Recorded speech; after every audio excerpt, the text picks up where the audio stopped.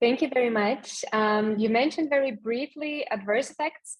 So what are the most common ones? Is this actually anaphylaxis very often, very common, and something to be afraid of and keep in mind always?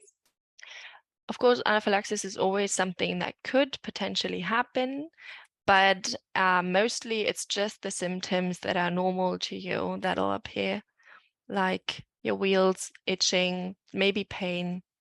So it's nothing uncommon because it's things that you are used to and that happen to you already, and maybe on a daily basis. Thank you very much. And for most patients, it's difficult to understand, how do I prepare myself? So so is it true that, for example, if you already had the urticaria symptoms the day before or the day you're doing the provocation test, can it somehow interfere with the symptoms and with the results of provocation tests? Yes, it could, may happen that you don't have your symptoms as much if you have provoked yourself before. But if that happens, we do understand and you can come in again. We don't, shut you out. So there's always a chance to just repeat the tests. Okay, and some tests actually require a lot of effort from the patients.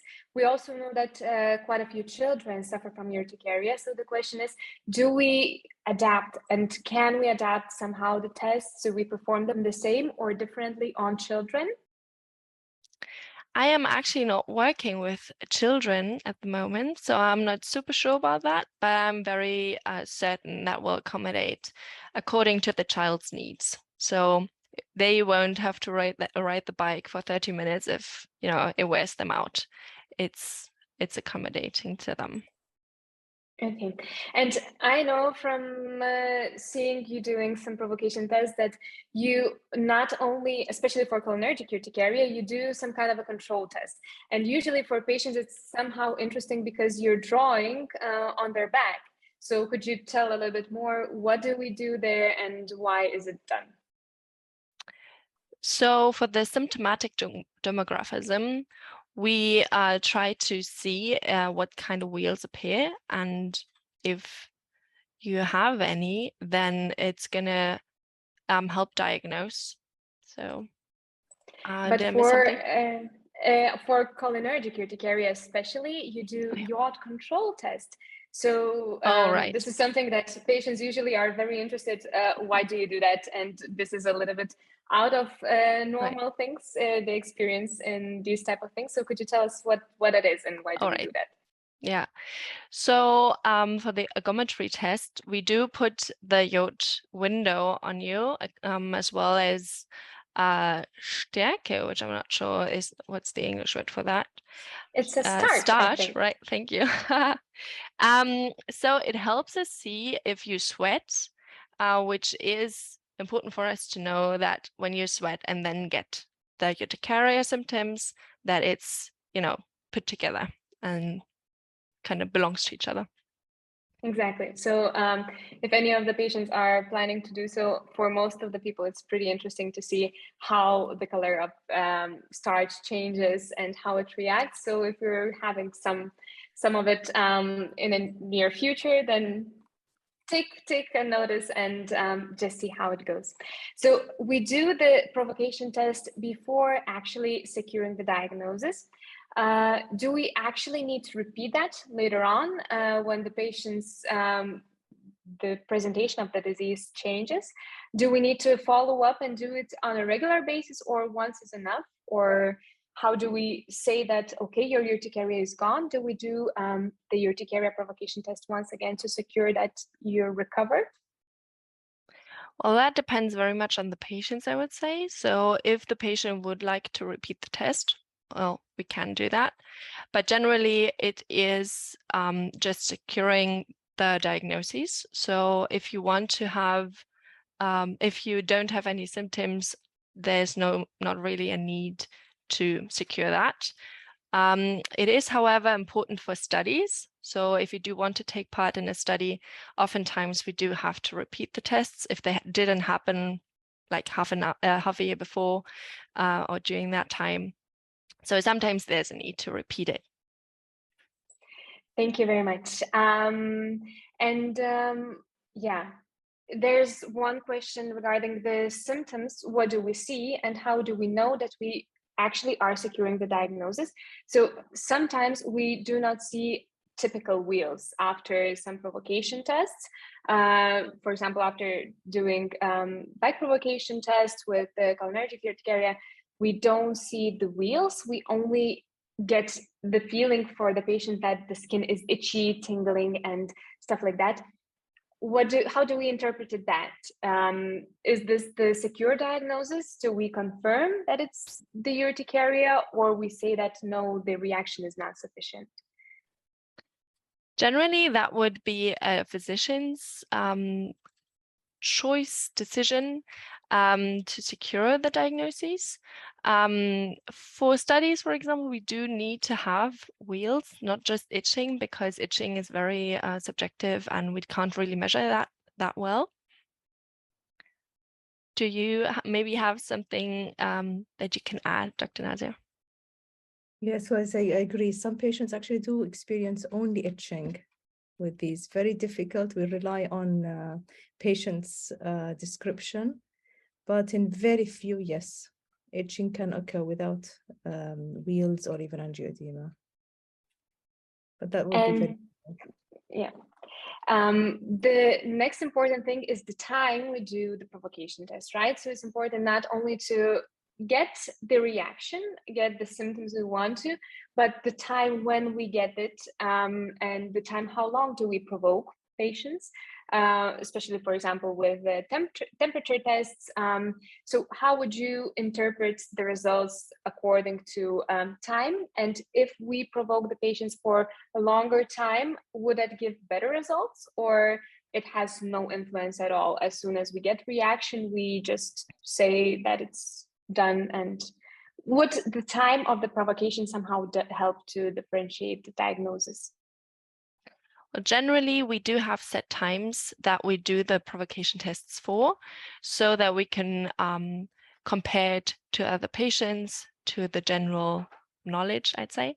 For example, for the temp test, we do put your arm on for 5 minutes and then wait for 10, just because sometimes it takes a little while for the body to kind of react. And that way we can see if you have it in a strong way, if you react faster, you know, things like that. Okay, so Dr. Nasr, maybe you can tell us a little bit more. So if the patient reacts very, very fast, how would you interpret the severeness of the disease, the severity? And yeah, if it takes longer time to react and to have symptoms, is there a difference in any way? So I'm glad that this question popped up, because in fact, I really had a patient who reacted very fast, called urticaria. So I just, and we don't have the temp test, we have the ice cube test. So I kept it there for 2 minutes, and she was really complaining of itching in that area, where sometimes, you know, it might give you a burning sensation sometimes when you put the ice cube, but we put it in a plastic bag anyways and place it there. And I removed it, and there was this huge wheal that developed in that area. So we stopped there. So it was super fast response, but it was very interesting because she was started on medications, injections, and so on. And we were actually following up. So when we put the ice cube test, every 6 months, we used to try this ice cubes test. And then it took like 10 minutes. Then she would develop a wheal, then 15 minutes, half an hour. She was really interested to put the ice cube there and test herself, you know, when she was with us. So the other, so this is one which was really very interesting. And another thing is, yes, some patients, you really need to keep the ice cube for a little longer in order to, you know, to get, you know, a small wheal, a small response. And usually those patients tolerate the, they don't have really that lower threshold than the fast responders. So I feel it really does make a difference, especially in centers like mine, where we don't have the temp test. Okay, and we have more of a specific question. So you already talked about the association with some different markers in the blood, IgE connecting with multiple ones. So we had a question about TPO, so thyroid, one of the thyroid markers. And if it's high, the thyroid markers are high and we have low IgEs. Is the treatment with omalizumab or cyclosporin a better option, or it's not suitable for that? What would you say?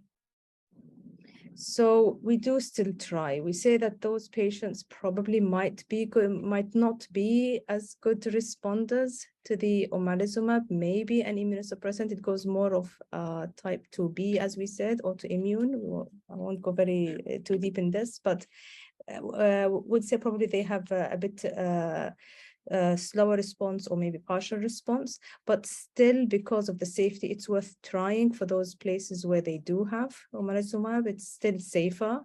It's safe, but it's very important to make sure that the thyroid function is normal, so the patient doesn't have abnormalities in the thyroid gland, for which you need to treat first, and then after that to probably start omalizumab. It's very important. I usually educate my patients that we're going to start these injections. There could be you might be in a responding, you might not respond, or maybe you would take a bit longer, and I would follow there. And if that fails, then I would switch to the other treatments, which is usually cyclosporin, and it's very good. Usually it's a very good drug, but it has its side effects, of course. So we have to monitor the kidney function and the blood pressure. So it really needs to be kept in mind. And Stefanie already mentioned before that it's pretty important for patients to stop their treatment before doing provocation tests. So could you please tell us a little bit more, Dr. Nasr, how the antihistamines work? How long do they stay in our body? And I know that for some patients, it's so unpleasant to stop treatment because then they get more severe symptoms. So why do we ask them? How do antihistamines work and how long do they work? So what is the minimal amount that they must be without the treatment before doing provocation tests?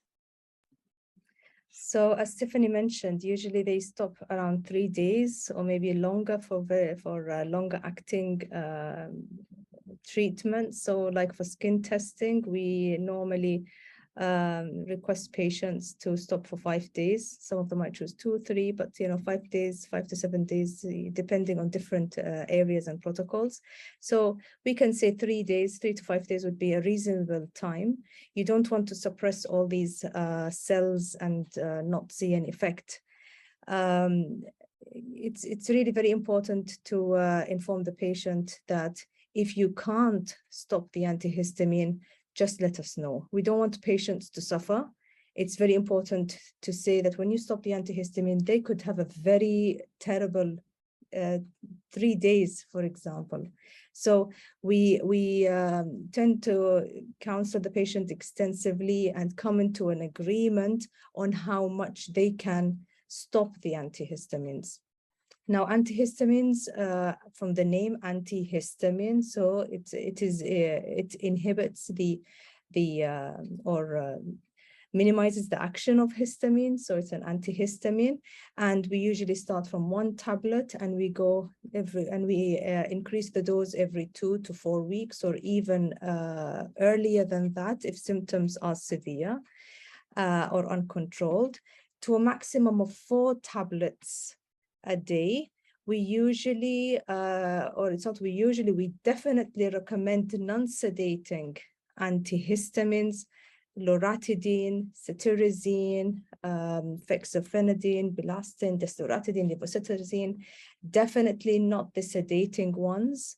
They really interfere with the sleep. They are shorter acting, only 6 hours of anti-itch effect, but the drowsiness, the fatigue it causes can last 24 to 48 hours. The other modern antihistamine, they work for 24 hours, so for 24 or even a little longer. This is the reason why we need to stop the antihistamines for a longer period.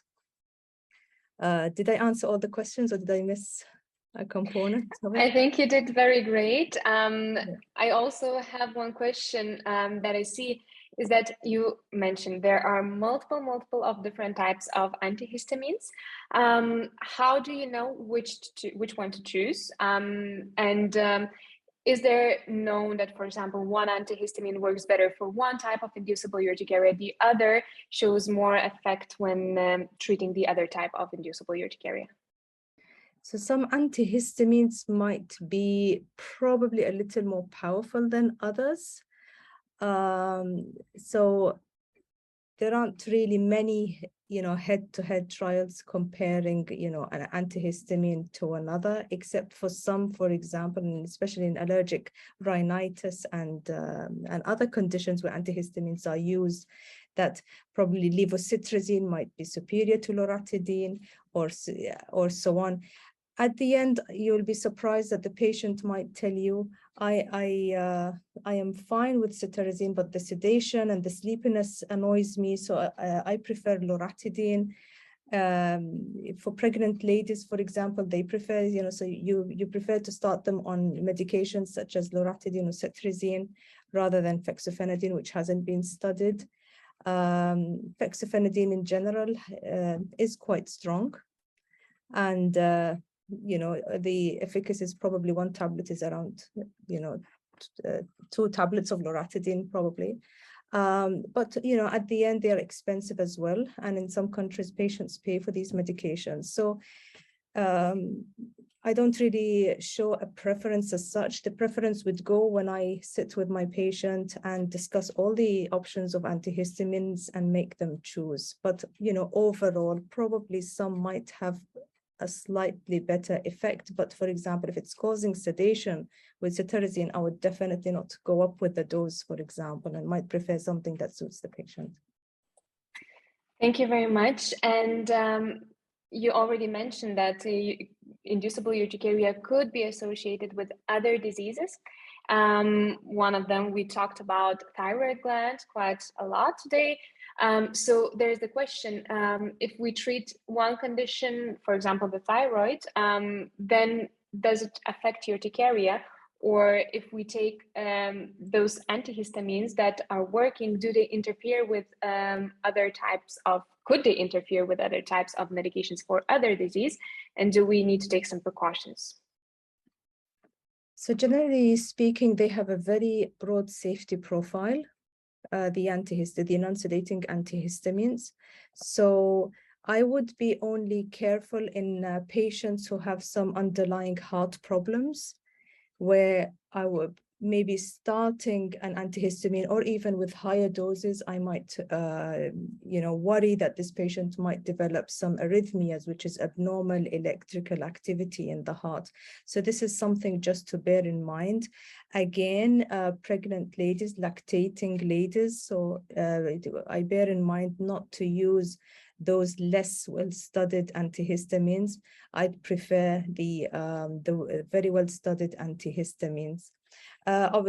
Definitely, regardless of the medication, now there are lots and lots of medications for all sorts of conditions. So it is very, very good to speak for the patients to speak with their urticariologist. We have close connections with our pharmacists. So when we see our patients are on lots of medications for various reasons, we do ask with thyroid function, with the thyroid medication, there aren't interactions or significant interactions as such, but there are lots of other medications where we need a clinical pharmacist help to identify any interactions.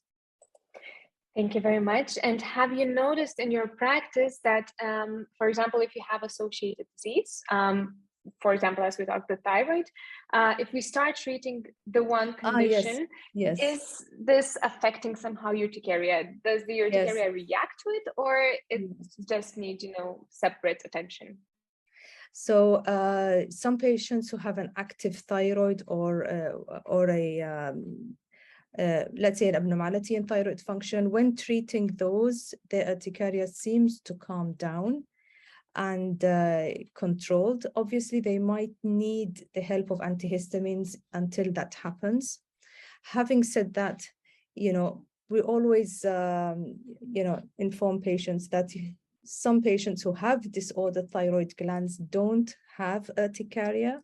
So there is always this propensity to develop urticaria, that the body has already is in already a state where the cells are, let's say, sensitive than others, in which thyroid antibodies can irritate them or some disease activities. And I have few patients where, although it's very rare, but when they have autoimmune diseases like systemic lupus, or whenever it's active, then they start having an active urticaria, the active urticaria flares. And one patient with sarcoidosis, it was really interesting. So very rare, but sometimes when you control their primary condition, the urticaria can get controlled.